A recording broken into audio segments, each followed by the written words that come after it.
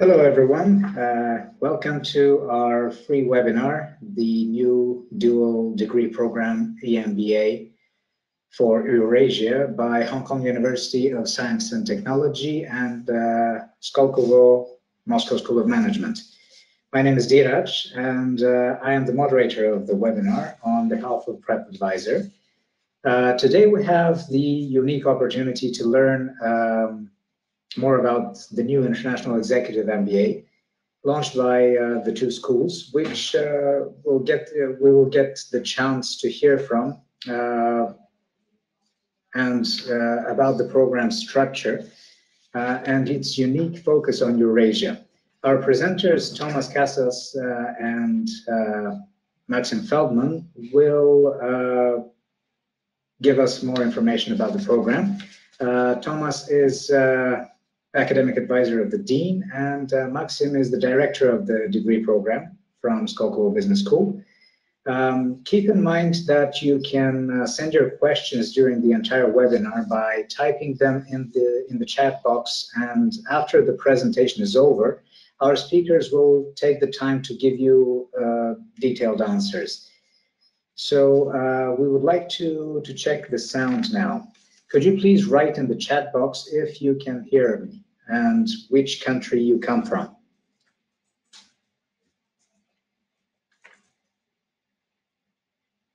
Please type in if you can hear and which country you come from. Which country are you connecting from?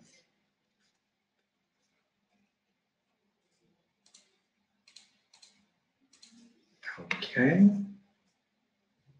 Great. So everything is set. So Tomas and Maxim, we can start. You can start with the presentation. Tomas, I am giving you the presenter rights, and you can start your presentation now. Well, it is a great pleasure to be here. I see we have almost 30 people. Excuse me, Tomas. I wanted to say Maxim. Sorry.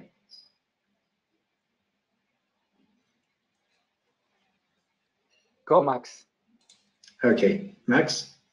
Yes, so hello everybody. It's great to have this opportunity to speak to so many people from different countries and tell you about a very exciting thing that the two business schools are launching.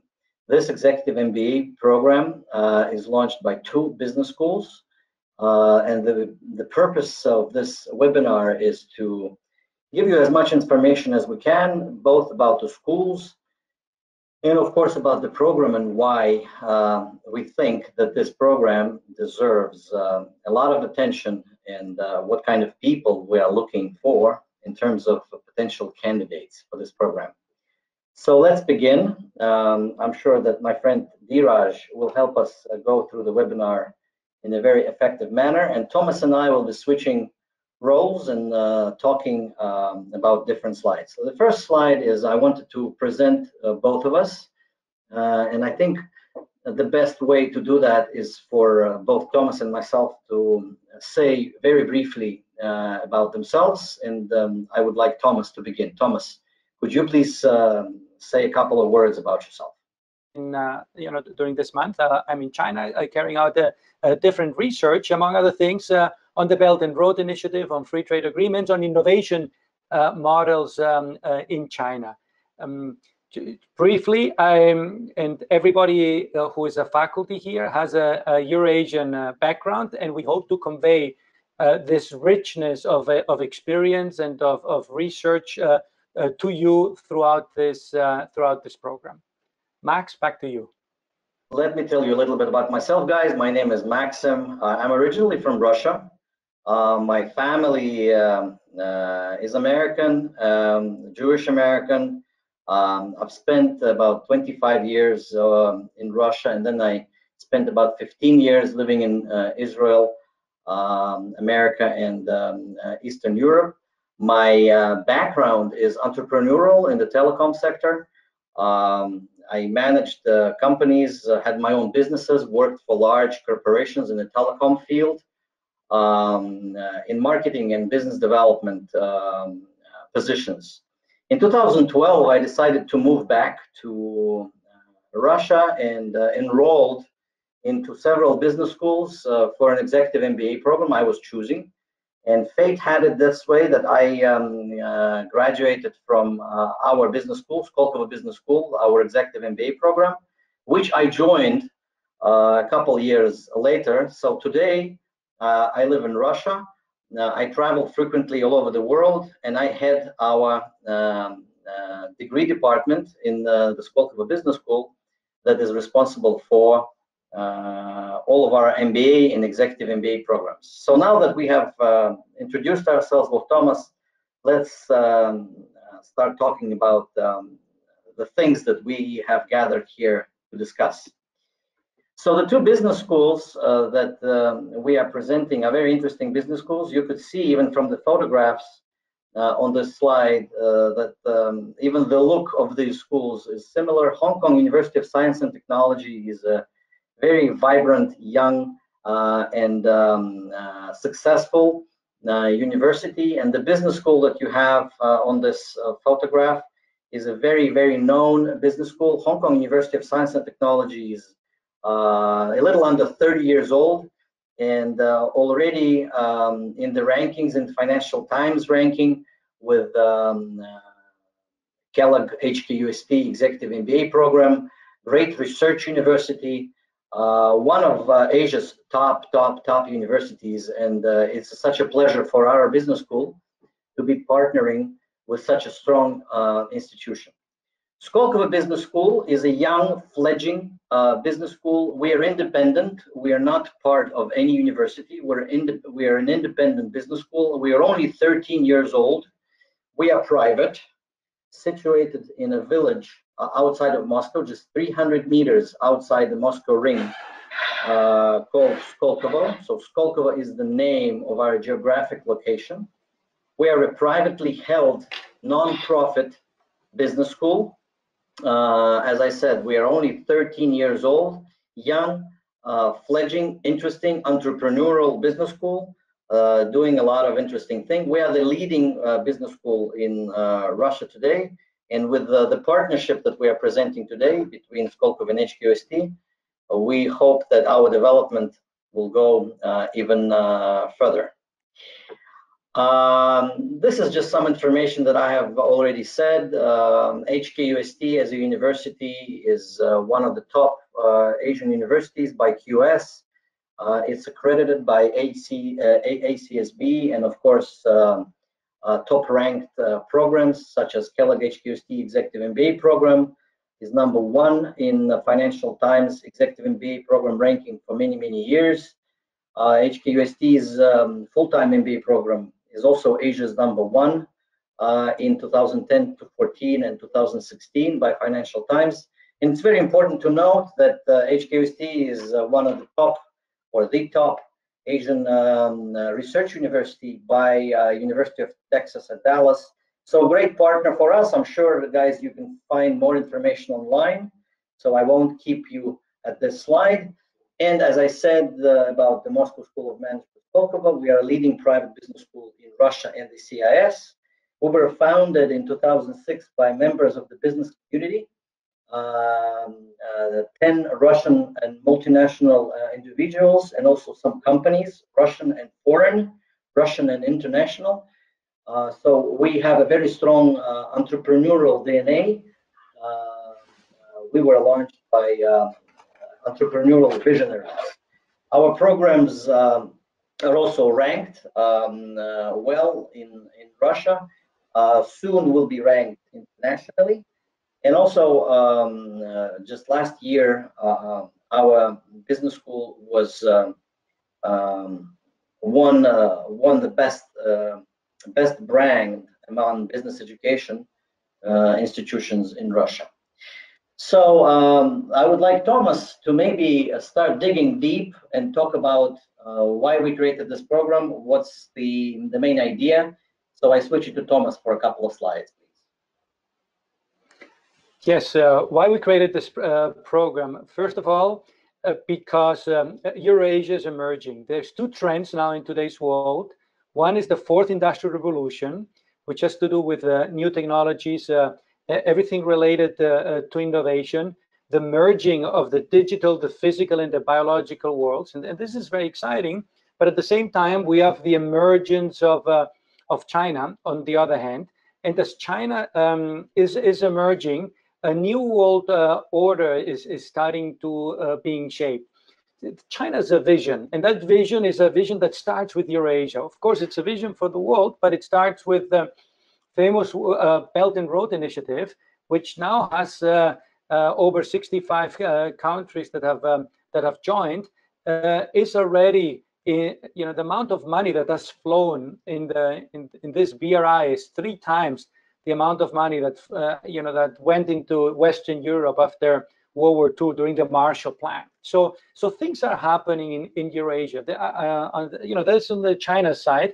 At the center of Eurasia, you have Russia, you have the Central Asian countries, you have a large Islamic world, you have India, and in all those places, there is economic development, there is economic growth, but it's a kind of economic growth that's interlinked, and that's what we wanted, because there's a demand for executives that understand, that are as comfortable in China and Hong Kong as they could be in Moscow, as they could be in Astana, as they could be in Zurich, in Berlin, in London, etc. And this is what our program tries to do, to develop executives so that they're able to become players in this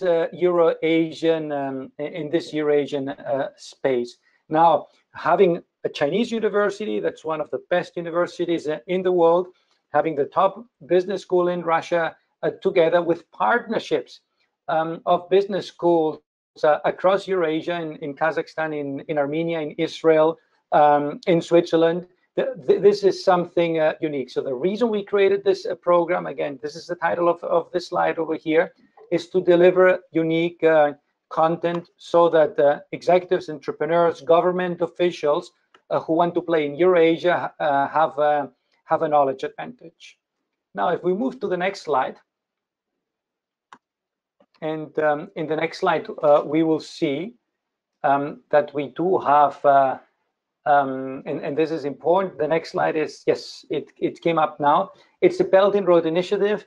I mean, if we were now interacting, I would ask you, how many of you have heard about the Belt and Road Initiative or BRI? And probably all of you will say yes. And then the next question would be, what is your opinion about BRI?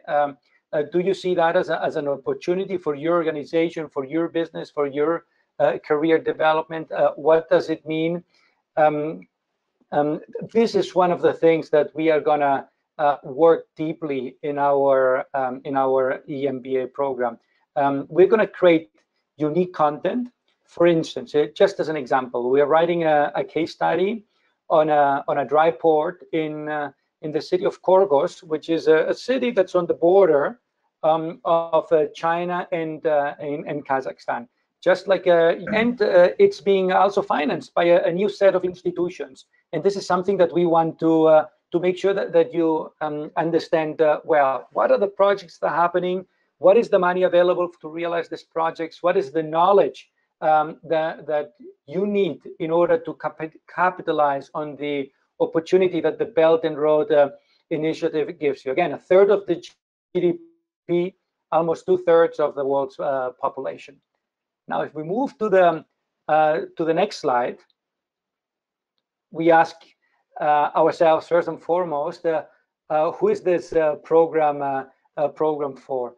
And probably I will start with what we have just mentioned right now. It's a network in Eurasia. You will meet very interesting people with whom you will relate, first of all, develop friendships, but throughout the program, you will do projects together. And those projects will be real projects. We want you to bring your company projects into the program, meet experts, meet potential partners, talk to faculty that have the latest ideas, faculty that whether it's in China, in Hong Kong, in Kazakhstan, in Europe, who will then be able to give you all the knowledge you need to carry out this program to the next stage. But you cannot do it alone. You need to do it with together with your classmates. And as you do, you're going to build up a network, and you build up your network, and you bring your project to the next stage. So it's about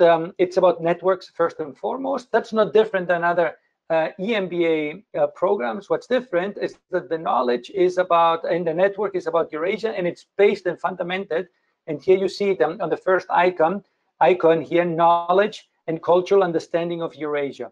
So if you are, for instance, a Russian, you, after this program, will understand China, will understand what it means to think in Confucian or Taoist terms. If you're Chinese, you will understand what the law systems of Europe are, what the European Union is. If you're European and you thought of the mysterious Silk Road or the new Silk Road, it will cease to be a mystery, because Russia will not be a mystery anymore, Kazakhstan will not be a mystery anymore, China will not be a mystery anymore, because you will have a very solid knowledge grounding. And by that we mean cultural knowledge. So cross-cultural is important. Cultural intelligence, increasing your level of cultural intelligence, is also something we want to achieve.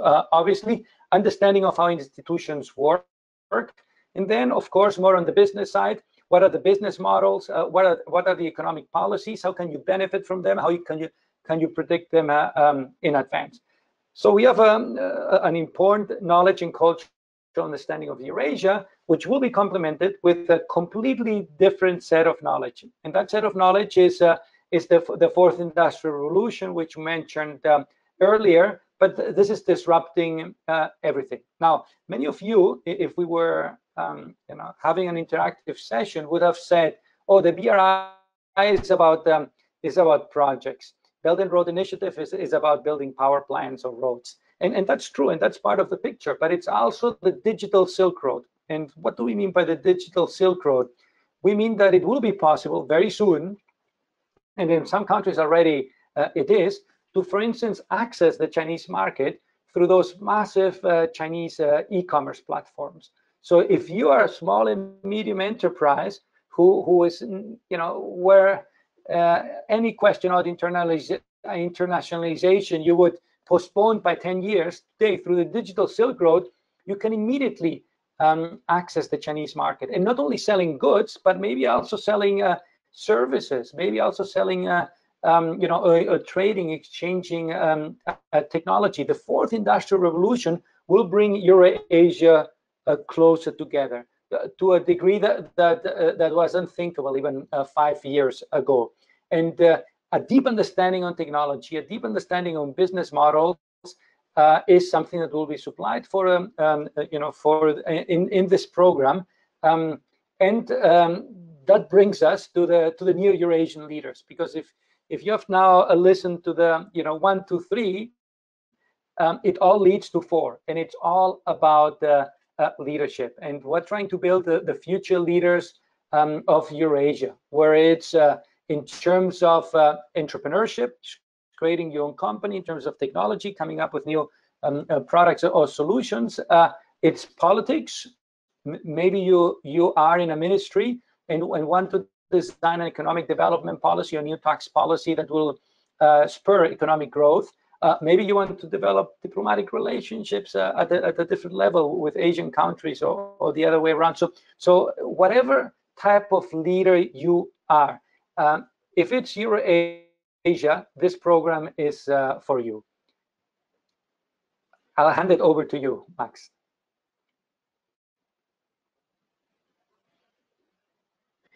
Thank you, Thomas. It was great. Thank you so much. So let's go on.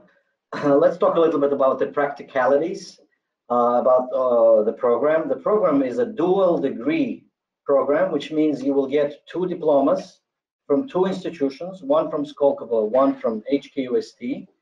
The program is oriented at experienced managers and entrepreneurs from all over the world. This is not a Chinese program. This is not a Hong Kong program. This is not a Russian program.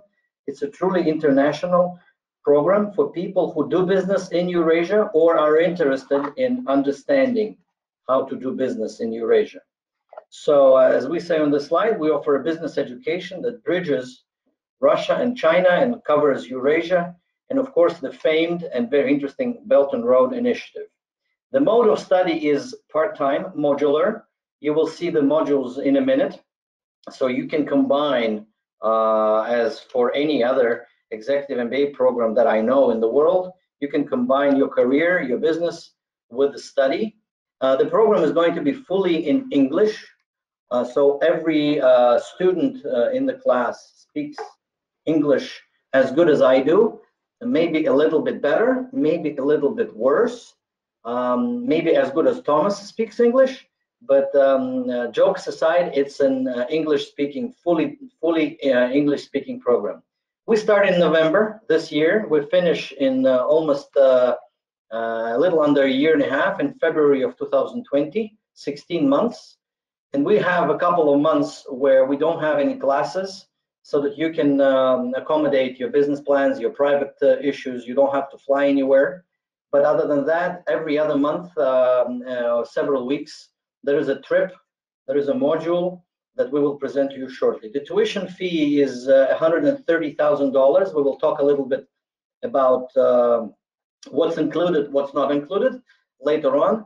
And the first intake, we call it intake 2019. It's the intake that starts this year in November. Will be 40 people, okay? So as we say on this slide, it's 19 courses in 14 modules, and we start on November 21st. Let's go on. Whom do we see as participants of this program? It's basically corporate leaders and entrepreneurs targeting and doing business in Eurasia, Russia, former USSR, China, other countries. You don't have to live in these countries. You don't have to do business in these countries, but you have to be interested business-wise, career-wise, entrepreneurially. You have to be interested in this region. About 5% we think will come from a public sector and NGOs. About 20 to 30% we may actually end up a little higher. The current admission process shows us that we have a lot of entrepreneurs from various countries interested in our program, and the rest of the class will be corporate leaders. The average age, as for any other almost executive MBA program in the world, is going to be about 37 years. So we are looking at people with 7 to 10 years of entrepreneurial or managerial experience. English, as I said previously, is mandatory. And on the right side of the screen, you can see which regions we are going to have people from. About 1/3 of the class, a little more, will be from Russia. Then you see that we'll have a decent amount of people from former USSR. We already have people from Kazakhstan, Uzbekistan, and Ukraine going through admissions. Then you'll have some people from Europe. We have people from France, from Turkey, from Italy already going through admission process. And of course, 1/4 of the class is going to come from Asia, primarily from China, including Hong Kong, but not limited to China, of course, okay? So another important thing that we have on this slide is that you know what, we'll go on. I'll talk about it at the next slide. 3 pillars of this program is basically along of the lines that Tomas has spoken previously. Eurasia as a region, as a macro player in the world. We'll talk a lot about innovation, and you will see later on from the countries that we go to, from the business schools that we go to, you will see that there is a strong focus on innovation. And of course, leadership. Leadership is a very important part of curriculum for both of our schools, both for HKUST and for us. So we will, everything that we do in this program will go around these 3 pillars. And one you see is geographical. The second one is, I would say, we can call it a trend. The world is changing so fast that you have to be innovative all the time. Unless you won't be successful, you won't keep up the pace. And of course, you have to be a leader. So it's a quality of people that we are looking for. So how do we do that? How do we explore your future career and your entrepreneurial activity through these three pillars? So we go to different places, and it's a very interesting touch to this program that we can actually call it a global executive MBA, not simply an executive MBA program, because we go to different places. We spend a considerable amount of time in Russia at the Skolkovo, beautiful Skolkovo Business School campus. We spend time in Switzerland, in Israel, in Armenia. We go to Kazakhstan with you guys. We, of course, spend time with our partner in HKUST in Hong Kong and Chinese mainland. So different countries. Of course, you have on the left USA. We go to Berkeley and explore the innovation from the Silicon Valley. So a big focus on innovation, both in the content of the program and, of course, in places that we visit. Okay, and then the first pillar, leadership. I won't spend too much time at this slide, but it's very, very important to talk about it a little bit. So maybe I can ask Tomas to shed some light on the leadership course. Tomas, can you briefly outline why we have this course and why we think it's so important? Yes, I think, yes. Thanks, Max. So at the end of the day, we often have values when they have relationships with other. The Chinese values, by the way, are different than maybe Western European values or values in the Islamic world or in other places. So we'll make sure that we understand not only our own personal values, but the values that people from all across Eurasia or even across the world have. And values, of course, relate to ethics. And this is when there is, it's not only my values, but there's the community, there's the state, there's certain standards. Sometimes those values conflict, or those standards conflict with personal values. And most of the time, they reinforce them, and they give you, they can give you strength. So we will understand that in order to be a successful business man, a successful entrepreneurs, ethics and values are extremely important, and that allows us to lead in Eurasia. But there is one thing that we believe to be unique in our program, and this is to achieve not only a self-awareness of who I am or what my values are and what somebody else's values are, but once I'm leading, can I achieve a we consciousness? So move away from the me into the we. Now, this is especially relevant when you talk about teams, right? And let me just make a small point here about teams. The more complex the world becomes, the less likely it is that you, as a single individual with a set of skills and knowledge, can solve interesting challenges. For instance, if you want to invest in, let's say in Kazakhstan, right? You may need somebody who is a Kazakh expert. Maybe you're going to get Chinese money, so you will need to understand Chinese finances. You will need to understand operations management. You have a set of skills that come together and that need to be managed as a team. A leader needs to make sure that the team that he or she manages achieves a certain level of we consciousness that transcends the me. So that the power of the we is something that you will see in our, throughout our program emphasized. You will work in teams, you will work in cross-cultural, multinational teams, where achieving the we is more difficult. The more diversity, the more difficult it is. So we're going to emphasize that. And of course, we're always going to link it to technology, because the fourth industrial revolution means an increase of complexity. Before, I was telling you about different skills you needed, for instance, when you do a project in Kazakhstan. But if you do an e-commerce, or if you do a technology company, you need different people with different technological skills. but you also need lawyers, you also need salespeople that are very important, and salespeople have a different culture than lawyers, have a different culture than technology people, have a different culture than the CEO, have different skills. You have to put them together in a synergistic way.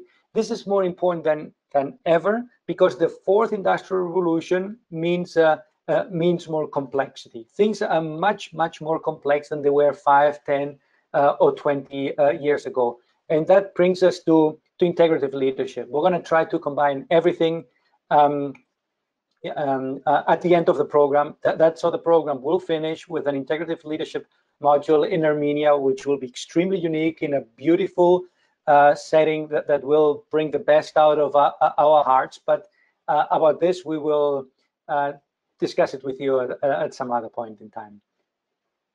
Back to you, Max. Thank you, Thomas. Guys, I'm seeing some of the questions that you are typing us. So one question that I see is from Dmitry that says, "Thank you so much for doing this with us. What is your backstory?" I'm not sure what I understand. That I understand what you mean by saying backstory. So if you clarify, I will answer you a little bit later. Another question is from Angie. "Can you tell us about the leadership course in Kamchatka?" We don't have a leadership course in Kamchatka for this program. We take our Skolkovo MBA students to Kamchatka for a leadership retreat. So if you'd like to know more about this module and the other program, you can do it on our website. For this program, for the Executive MBA Eurasia with HKUST, our leadership course, the streamlined course that Tomas has just outlined, is going to finish in Armenia, where we will have a 3-day leadership retreat around the Dilijan. It's a city in Armenia. We will go into the mountains and we will do some philosophical work with our professor of leadership, Jack Wood. So this is how I should answer this question. Keep on sending your questions. I'll be turning to them, but let me take this time to go on during this presentation. So we have looked once again at 3 pillars of the program. One pillar is Eurasia. You will really understand what Eurasia is made of during this program, and it will enable you to do better business in this region. You will have a big focus on innovation through various countries, various types of innovation, and we will of course have a deep look at leadership and train you guys to self-reflect and to do a great job leading in these interesting times of the 4th Industrial Revolution. So as I was saying, we will basically have this program take place at an amazing amount of not only amount but amazing places. So we will spend 2 modules at China and Hong Kong. Our home campus is going to be the HKUST campus, but we will also go to mainland China, to Shenzhen, for example. We will have 1 module in Israel at the Tel Aviv University Kohler School of Management. We will have 1 module at Haas Business School of University of California at Berkeley.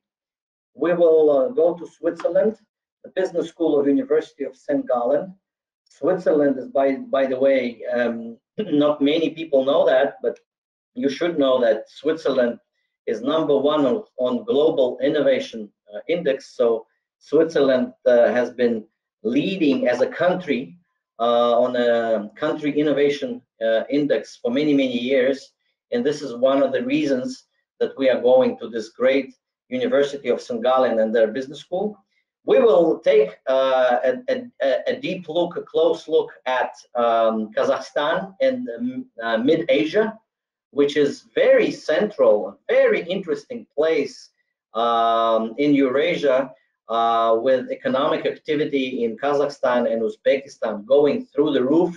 A very important place for Belt and Road Initiative. If you don't know, the Chinese Prime Minister announced this Belt and Road Initiative, which was called back then One Belt, One Road, in Kazakhstan during his trip to Kazakhstan in 2013. So we go to Nazarbayev University. It's a new university and their business school, which operates together with Duke. We go there and study there for one module. We will, of course, spend considerable amount of time, as I was saying previously, at our campus at Skolkovo in Moscow, or 300 meters outside Moscow ring. And we will finish the program, as we said, in Armenia at UWC Dilejan College. It's a college for high schoolers. It's not a business school. We will use this place only as our base in Armenia, but it's a great location. You can take a look at this very interesting business school, which this high school, which was launched by support of Ruben Vardanyan, one of our founders, one of the founders of Skolkovo, has also founded this very interesting high school in Armenia. So take a look, guys, at this executive MBA program. You will travel the world. You'll go to various business schools in America, Europe, Asia. You will get a certificate from all of these places if you study well. So by the end of the program, you can hang on your wall 2 diplomas from HKUST and SKOLKOVO, and you see many more graduate certificates for courses that we take during this program at these business schools. One important thing is that we believe with all of our heart that if we talk about teaching adults, we study not for school, we study for life, which means that we have to use what we do, what we learn. So we will have capstone projects that will be mandatory for all students of this program. The capstone projects will be team-based. We will put you guys into teams, and you will choose the theme of your project. Each team chooses a theme of their project. It's either Eurasia, either BRI or innovation, or Fourth Industrial Revolution. Then we give you mentors. We already have several very high-ranked mentors, both from China, Europe, Russia, and Mid-Asia, who can mentor groups and provide support on different types of projects. You use all of your modules, all of your experiences throughout the programs, as we outline at this slide, during the program to work at your capstone project. And these projects should be real projects that you do at your workplace or at your company that you own. These are not projects that you come up in your head and do them theoretically. These have to be projects that are real business projects. Now, if you don't have such a project, you can join one of your classmates who has a real project, and you can contribute and learn. Sometimes, actually, when we do this at our school and at HKUST, sometimes classmates that do projects together start working together, invest in each other. So this is what happens. But I just wanted to let you know that it's not a theoretical program. You'll have to do a capstone project, and you at the end of the program, you defend your results of your project before a jury, and this grade also goes into your diploma. Okay, so keep that in mind, and when you talk to our consultants and research more information about this program, always ask us how this capstone project works. We will be happy to provide you more information. So in a nutshell, guys, the curriculum deploys a lot of stuff, but the learning outcomes that we want to give you as a result of your training is going to be the 6 things that you have on this slide. We want to really pump your leadership skills. We believe that we're only limited as business people, as entrepreneurs, as corporate managers. We're only limited by ourselves. This is the key object of work that we have to do. So we talk about leadership a lot, and we hope that you learn to lead responsibly with really enhanced leadership and teamwork skills. We want to dig your thinking your thinking capabilities and give you different frames to analyze complex problems. And not only the standard ones that you can see in any MBA curriculum, but some pretty extravagant things, some pretty extravagant schools of thought, both from Russia and from China, and of course the classic ones. We want to help you be more innovative, getting best practices, first of all, from all these places that we go to, but then really understanding the core of innovation. Innovation is not simply a word. It's a really developed academic course, academic discipline that has laws, rules, frameworks. We want to give you all that. Of course, as I said many times, and Tomas also mentioned it, we want to, for the alumni of this program, to be very well understanding what is Eurasia and what is BRI and what it means for your business. We also want to kind of broaden your horizon a little bit and talk not only about business stuff, but talk also about humanities. Number 5, humanities for executives.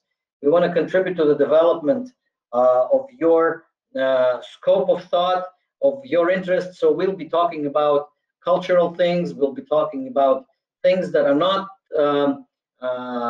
directly connected to business, like philosophies of these places, history of Eurasia, sociological backgrounds of all these countries.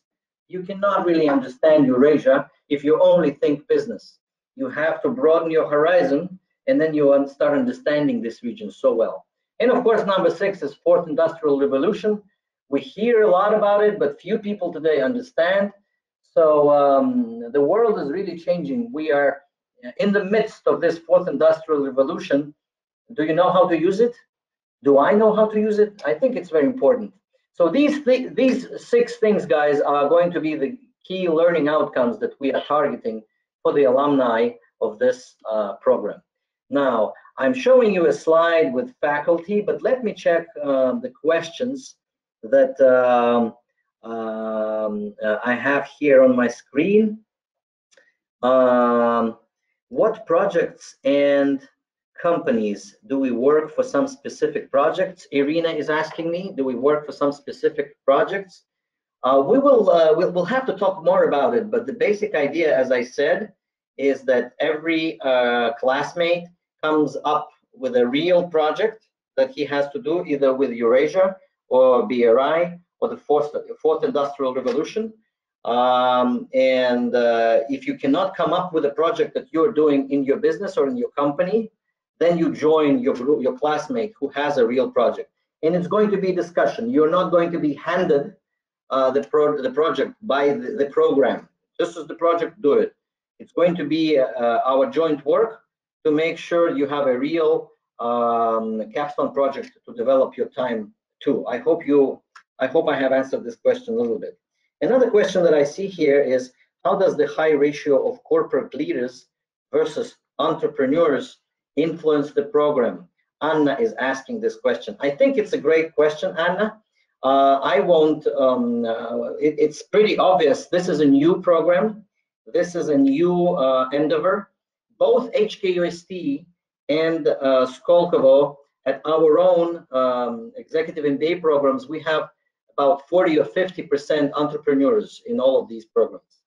Now, we were originally thinking that this international program is going to be more interesting to corporate leaders than entrepreneurs. And this is why this slide came up, that we were thinking about 75% of the first intake are going to be corporate leaders. But what we are seeing now from the current admissions and people that are passing tests and talking to us is that exactly half and half entrepreneurs and corporate managers are enrolling. So I think it's not so important, is it going to be 75% and 25%, or it's going to be 50-50? It's very important for us that you have both in class, because then it's real learning. You can really learn from each other. Corporate managers can learn a lot from entrepreneurs. Entrepreneurs can learn a lot from corporate managers. And this diversity is going to happen in class of this program, as it does at other programs of both business schools. So what I'm calling you to do is, when you establish contact with our consultants, they can tell you more about people that are enrolling now and that are in class already. And they can give you examples without naming people and without releasing the information that we're not entitled to release. But we can tell you guys examples of people that are already in class, what country they are in, what they do, how old they are. We can give you some basic information that is very vital. Not many schools do that, by the way. Not many schools are that open in terms of telling you what kind of people are in class already. We do that, and we think that it's very valuable. Let me take another question. Do companies participate in the final committee when we defend our projects? Yes, we will have business people, and real managers in the jury. Some people from HKUST, some people from SKOLKOVO. You'll have your mentor, the mentor that you choose and we choose together to accompany you through the program. And then we will have real business people who are experts in the industry or in the region or in the type of project that you do, that they will be in the jury, in the final jury. Unless it's not, if we do it otherwise, it's not so good, you know. You'll have to have real business people asking you tricky question, and they will participate in putting the final mark for your capstone project. Let me take two more questions before we continue. Do you think we can find Asian companies for partners in our projects, and how? Yes, Irina, thank you for asking great questions. We can we will definitely have Asian companies for partnering. You can imagine how many contacts HKUST Alumni Network and HKUST as a business school can help you with. So let's take this offline, but this whole program is about finding partners, is about finding people and networking combined with great academic and great practical knowledge. So we will do a lot of activities, and we will help you as business school to integrate you into our alumni communities. Skolkovo is a great alumni community in Russia and the CIS. HKUST has a great alumni community in Asia. So we will help you. And one more question before I continue is from Helena. It's important to make partnerships among class and companies. Yes, it's very, very important. And we will help you in our leadership course. Is going to also serve that purpose, that when you are entering an alumni network, your class is the first circle, is the first group of people that you do business with and that you develop together as a class. So coming back to my presentation, this is a dual degree program by 2 schools. So you have 2 groups of faculty, 2 groups of professors. You can check our website, the program website, to learn more about these people. But you see, you have people here from Stanford. Albert Ha is an incredible gentleman working for HKUST. He has great experience, including having his PhD at Stanford University. He's going to lead operations management. Caroline Wang is a great professor of business practice. When I take my students from SKOLKOVO, my young students, to HKUST, she always speaks to us and teaches my students, and I think she's a great professor, very interesting expertise on China. And she also has a great personal business career. You see that she was ranked the highest ranked Asian women executive at IBM globally. So she shares that experience as well. Evgeny Kaganer is a gentleman from Germany. He is originally from Russia. He spent 25 years in Europe. So he is now a chaired professor at IESE Business School in Spain. He just received his tenure status, if you know what tenuurship means for business school. And Evgeny is going to teach us data analysis and digital transformation. He's one of the hottest experts that I know on this subject, and he frequently flies to Russia to teach our MBA and executive MBA students and talk to corporations in Russia, and not only Russia.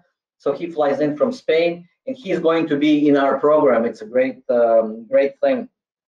So Milan Sarawa is going to teach global microeconomics. He's a great professor as well from HKUST. So you can get a feeling that you will get a lot of different nationalities, a lot of different people from different schools, not only HKUST and SKOLKOVO, but also our partnering schools. You can check more info on our professors and the faculty on our website or while talking to our consultants. Another example is Stephen DeCray, my big friend and partner. He is the advisor to HKUST Business School Dean, and he is also heading the Skolkovo Academic Council. He's an incredible guy, and he's going to teach corporate governance. Steve is American, but he's lived in Asia for over 30 years, a great experience. So we're lucky to have him. Dr. Keith Goodall from England, from Cambridge, is going to come and talk to us about general management. Stephen Nathan and Moti Crystal from two business schools, Stephen Nathan from HKUST and Moti Crystal, an Israeli guy from Skolkovo from our business school. They are going to do together a course on negotiations. So great faculty, very interesting people from different countries. And by the way, guys, when you choose an executive MBA program for yourself, one of the key networking aspects is your professors. Your professors, if they teach at different business schools, at top executive MBA programs, they know so many people. So please keep that in mind when you look at other programs. Always check not only where your classmates are from, but also check that your professors come from different places, because it's a great tool of networking and getting expertise from different markets. So whom do we looking for? Whom are we looking for at this program? You must have a bachelor's degree from a recognized institution. Now, when we say recognized institution, we don't mean Ivy League necessarily, but it has to be an official diploma. We will ask you to provide an official paper showing that you have a bachelor's degree from an existing institution. You have to speak good English. So we, for the most part, unless you come from an English-speaking country, where you have long career in an English-speaking country, if English is not your first language, we will probably ask for a TOEFL or IELTS certificate. You have some exceptions here, as I said, but you can understand more later. But as a rule of thumb, we require these certificates. You have to have at least 8 years of work experience and at least 6 or 7 years of management experience. Management experience not always means managing people, but mostly that's what we mean when we say management experience. So if you're a very successful person, but you haven't managed people, you can apply. We need to talk about it. But it's very important for us to say that management experience is not necessarily managing other people. It can be managing some systems or some projects. But for the most part, when we say management experience, we mean managing others. So you need to show us some strong leadership track record, what you did in life. We want to have successful people in this program. So it can mean whatever. It can mean strong leadership track in sports. It can mean strong leadership track in starting up your companies, in leading some government organizations. But we want to have strong leaders in class, have already achieved and can show us what they have achieved. So we want to also see people whose career has been progressing. We don't necessarily mean here, corporate ladder, although usually that's how it works. For entrepreneurs, it can mean new businesses, bigger businesses, in whatever way. We want to see that you're a person who is not relaxing when he achieves a certain step, but moves on and is ambitious to achieve even more. No, and of course, one of the most important thing, guys, this we learn by speaking to you, by the online tests that you fill when you apply. We want to have people who are motivated to learn, to lead, to innovate. Not only people who want to have an executive MBA program for the purpose of networking and diploma. We want people who really want to learn, really want to develop. So you can learn more about our admission criteria on our website or during your contacts with our consultants. But this is in a nutshell what we are looking for and what you will be doing when you apply. So in order to apply, you have to contact us. We'll ask you to fill in the application form. We are very open to speaking to you on Skype, providing you all of the information. Many people internationally come and ask us, what is this business school, Skolkovo? We don't know much. And it's very natural, guys. We're only 12 years old. We're a young international school situated in Russia, which you don't really find many yet, unfortunately. We really hope it won't be the case in the future. So talk to us, send us questions. HKUST team and Skolkovo team, we're participating in this admission process together, very open, very available. So you can use that opportunity to get more information. Then you complete some admission tests, write an essay. I won't steal the bread, as we say in Russian, from my consultants, from our consultants. They will show you all the steps. And they can also help you understand what's included, what's not included. It's a big investment, this tuition fee of $130,000, but it's very important to know what's included. For example, accommodation and food in Skolkovo and HKUST, which is 9 modules of our 14 modules, is included. So you don't have to pay for hotel and food when you come to Russia or Hong Kong. It's included. When we go to other places, then we buy tickets and we pay for accommodation there. But I'm calling on you to establish contact with the consultants. They have a full list of things that are included. You will see that many things are included into this tuition fee, which makes it maybe a little easier to make that investment decision to invest such a big amount of money into yourself. Okay. So guys, as I said, we will be very happy to answer all of your questions. Let me take this time to answer maybe 2 or 3 more questions that I have here. How important is the GMAT GRE for admission, or do you pay more attention to experience and motivation? Angie. Yes, Angie, great question. We don't require GMAT. If you look at executive MBA programs, I think LBS is the only big school that I know that still requires GMAT for candidates to the executive MBA program. Most schools do not require GMAT for the senior executives aged 37 to 40.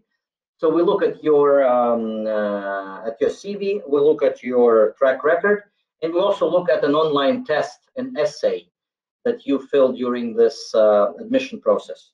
So GMAT or GRE are not necessary for admission to this program. Another very important question from Helena Stolt. I hope I pronounced your name correctly. Do you have a community of graduates? Do you have a community of graduates? Tomas, can you hear me well? Yeah, maybe I can switch to Tomas. And maybe, Tomas, you can shed a couple of words briefly. What do you know about alumni communities of Skolkovo and HKUST? I think it's going to be fair to have your opinion on it, because I'm one of the alumni and I'm a little biased. So maybe you can share your view briefly.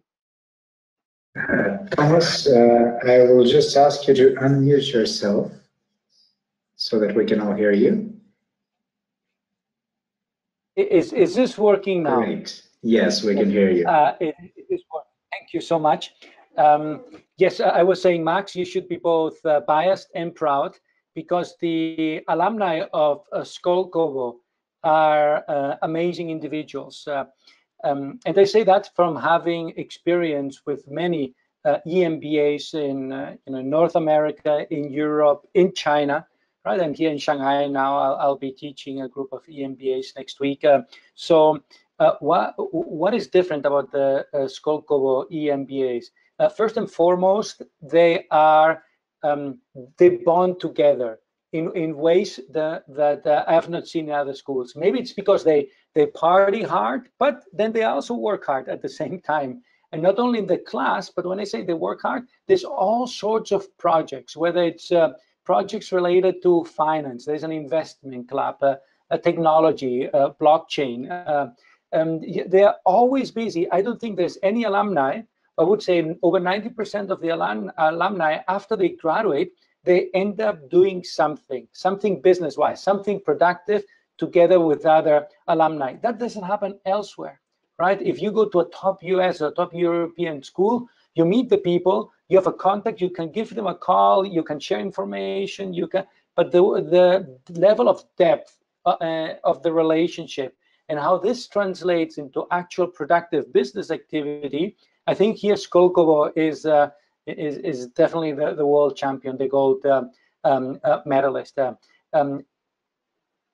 second thing I want to add, and it's the HKUST alumni. Once you become a graduate of this program, remember HKUST has had some of the best EMBA programs. Well, actually the best ranked EMBA program. They are a top university in Hong Kong. They're a research university, extremely prestigious.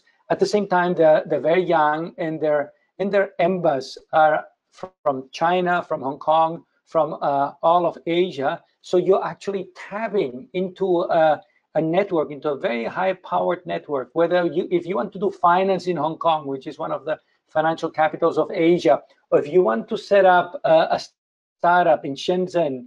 Actually, we didn't discuss it, but once you are in Hong Kong, we're going to visit Shenzhen. Shenzhen is the Silicon Valley of China, right? Massive amounts of venture capital, but also very interesting projects in terms of hardware, in terms of software, in terms of telecommunications. I mean, it's a whole ecosystem. It's, companies like Huawei or Tencent are based there. So you're going to have all this unique access as a result of this dual degree, right? Skolkovo on one hand, as we discussed it, and HKUST. Thank you, Thomas. I'll just add one more thing. For every business school in the world, the alumni network that they have is very, very important, because when you graduate, you become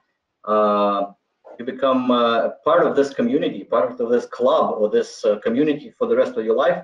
It's very interesting that both Skolkovo and HKUST Executive MBA alumni is about 1,500 at both schools. So you don't have thousands and thousands and thousands of business school executive MBA program alumni at these schools, but the 1,500 at both business schools are so tight and such a great quality, entrepreneurs, top managers, that it's very, very important. So it's a big question, as an executive MBA alumni. I can tell you how important it is to choose proper alumni communities. So it's a great question, Helena, and take a look at what we do at Skolkovo, what HKUST does for their alumni. I think you will have a lot of stuff that you will be interested in. Another question from Anna is, what is the valid reason for not choosing this program but going to US-based top listed executive MBA? I think it's a great question. This program is about doing business in Eurasia. This program is about deep understanding of Russia, Europe, Mid-Asia, China, Southeast Asia, and how all these countries tie in together. Mackinder used to say that he who rules Eurasia rules the world. So this Eurasian thing is one of the biggest geopolitical trends that we see in the world today. And I think business people that do business in this region, or for whose companies this region is very, very important, I think will benefit strongly from joining these schools. Another thing, I will tell you something interesting. if you ask people around and you ask who graduated from Harvard MBA class 2 or Harvard or INSEAD Executive MBA class 3, you may not get an answer right away. But if you ask these schools, who was in your first class of this program? If you ask HKUST, who was in your first class when you started your Executive MBA with Kellogg, they will give you the names right away. So it's a little bit of a twist what I'm doing now, but take a thought of how much both schools, when they launch a new program, how much they are going to invest into each participant. So I think that if you take a look at that, and Eurasia is interesting, and if you're a little crazy, to be honest, to choose such an innovative and extravagant program that is done by 2 young schools around Eurasian region, I think you will have a lot of value. If this is not in your perimeter, if this is not in your focus, then of course any top-notch executive MBA program in the world may be good for you. This is how I can answer this this question. So we are approaching the end of our webinar. I think I have just 2 more or 3 more short questions that I will take. Alexander says, team lead is a management experience.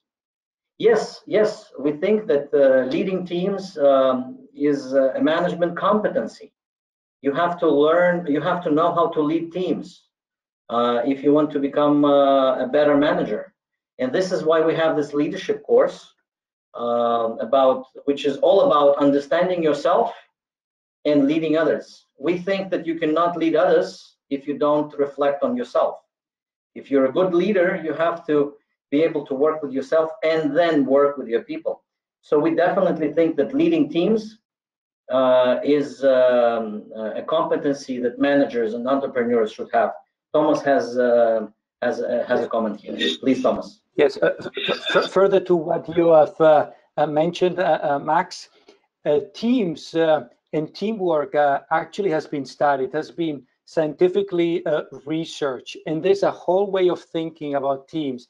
For instance, it starts with team composition, right? Who is part of your team? Do you have enough diversity? Do you complement each other? And when we say diversity, we not only mean a national or functional diversity, but we also mean psychological type of diversity. How do you deal with people from different psychological profiles? So understanding that is a team formation is an important thing. Then there's team processes. For instance, there's team conflict. Why do some teams get into conflict and why teams do not get into conflict? And can conflict be productive? Very often we find that teams that fight are actually able to reach quicker and better decisions than teams that don't fight.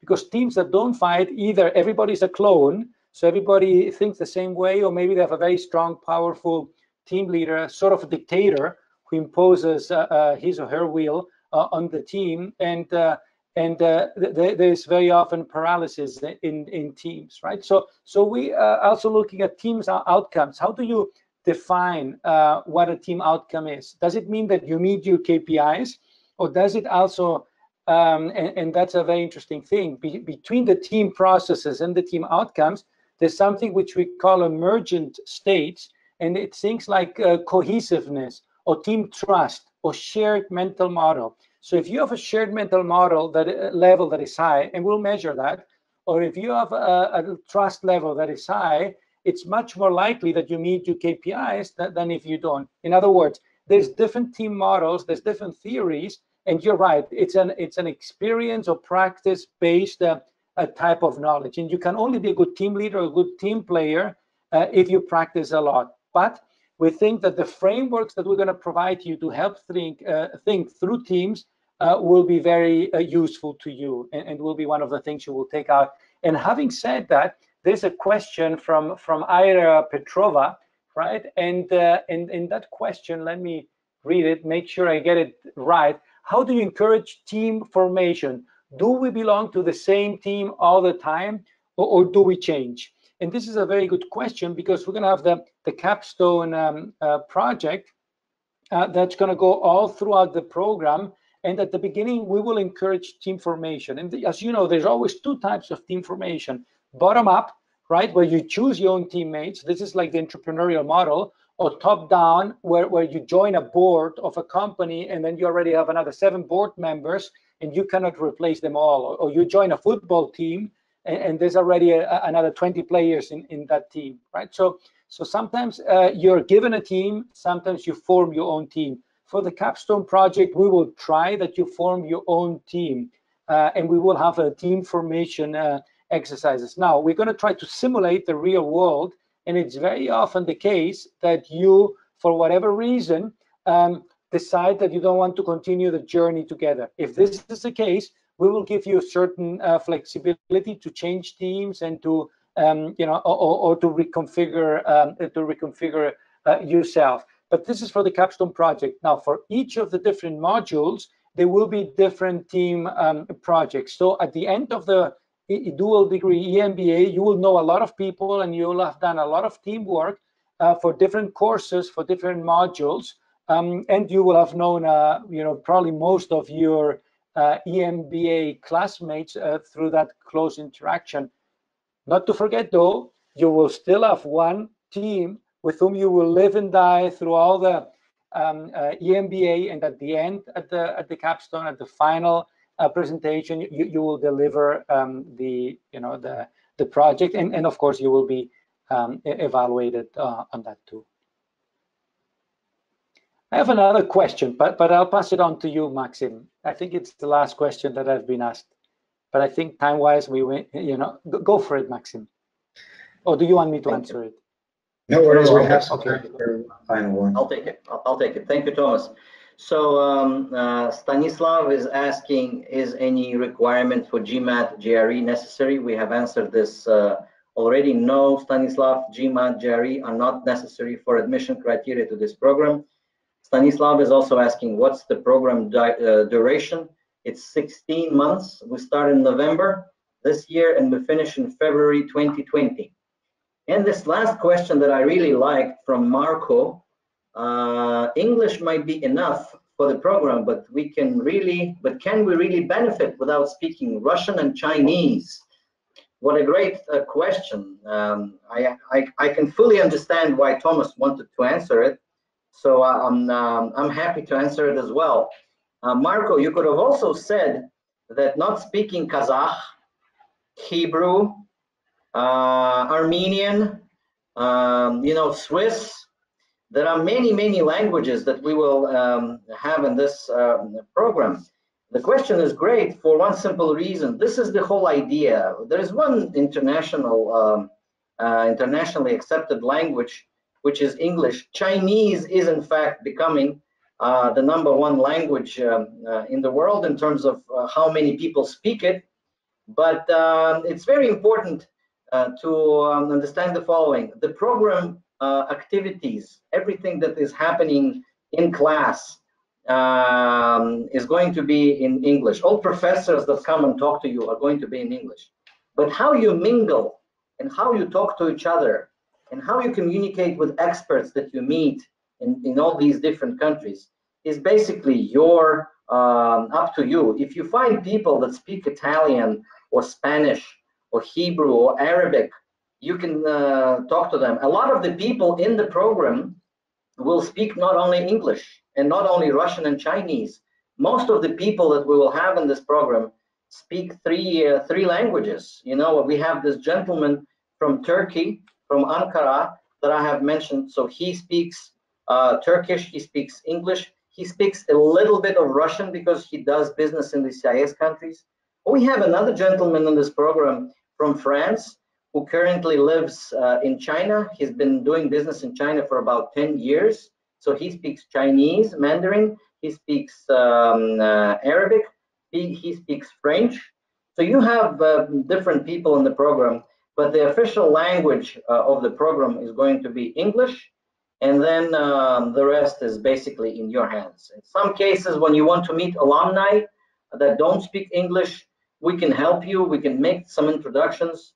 But most of the people at Skolkovo, and of course all of the people, all of the alumni at HKUST speak decent English, so you will be able to communicate through this language. Okay, so guys, from my behalf, from Tomas's behalf, from the two business schools, Skolkovo and HKUST, thank you so much for participating in this webinar. Please explore us, please bug us with questions, come to our campuses. You know, we are very open. We want to see great people in this program. And with this, thank you so much. We'll be in touch with you. D-Raj, it's over to you. Hi again from Prep Advisor. Thank you very much for joining us. And I would like to thank you to our wonderful presenters for the interesting presentation, for taking the time to answer each of the questions. Most of the questions were answered as far as I see, but in case we have missed any of the questions, we will follow up on it via email with the people that asked additional questions. You will also receive a link with the recording of the whole webinar, so that you can review it later if you need to. And we wish to every one of you good luck and in your academic journey, and a very good bye. Thank you very much for the presentation, guys. Have a great day. Goodbye and thank you. Goodbye.